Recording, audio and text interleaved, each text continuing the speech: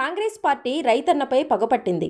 దేశానికి బువ్వ పెడుతున్న తెలంగాణ రైతన్నను మళ్లీ దేహి అనే పరిస్థితికి తీసుకురావాలని కంకణం కట్టుకున్నది. ఎన్నో వ్యయ ప్రయాసలు కోర్చి బీఆర్ఎస్ ప్రభుత్వం రైతులకు ఇస్తున్న 24 గంటల ఉచిత విద్యుత్తుపై కత్తి కట్టింది. ఏదో ఒకటి చేసి రైతుల జీవితాల్లో చీకట్లు నింపాలని కుట్రలు చేస్తున్నది.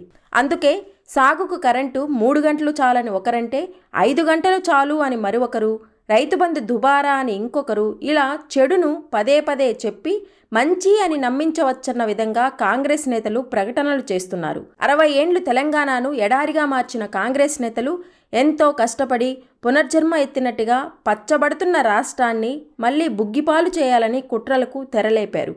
కర్ణాటక డిప్యూటీ సీఎం డీకే శివకుమార్ తాజా వ్యాఖ్యలే ఇందుకు నిదర్శనం. వ్యవసాయానికి 5 గంటల కరెంటు సరిపోతుందని, అంతకంటే ఎక్కువ అవసరం లేదని ఆయన తేల్చి చెప్పారు. కర్ణాటకలో రైతులకు తామేమీ 24 గంటల విద్యుత్ ఇవ్వటం లేదని తెలిపారు. వ్యవసాయానికి 5 గంటలే కరెంటు ఇస్తున్నట్టుగా స్పష్టంగా చెప్పారు. కర్ణాటక రైతులకు 24 గంటల విద్యుత్తునివ్వట్లేదు, 5 నుంచి 7 గంటలు సరఫరా చేస్తున్నాం. వ్యవసాయానికి ఆ కరెంటు రైతుకు సరిపోతుంది అని తెలిపారు.